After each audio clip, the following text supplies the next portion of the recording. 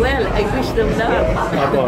Opo, may ano ba kayo? May parang napag-usapan nyo na ba ni Coco yun? May nabanggit siya? Oo. Nabanggit niya yung tungkol sa pag-usap niya.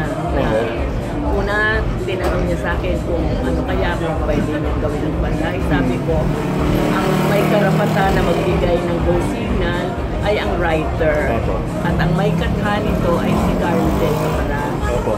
Halimbawa po bang imbitahan kayo ni Coco na maging bahagi ng panday, magkaroon ng special role, okay sa inyo? Siguro naman isa background na lang. Opo. Behind the scene. Opo. Todo suporta ako. Opo. Hanggang telenovela na lang ako. Okay, ma'am. Ma'am, ano, Ang last, pelikula ay para sa kanila na.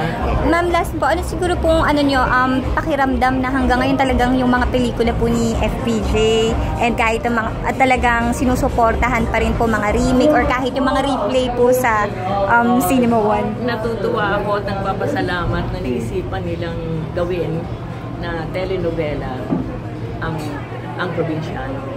Yan ay personal choice ni Coco. At nagpapasalamat ako dahil iniingatan niya talaga na mapaganda.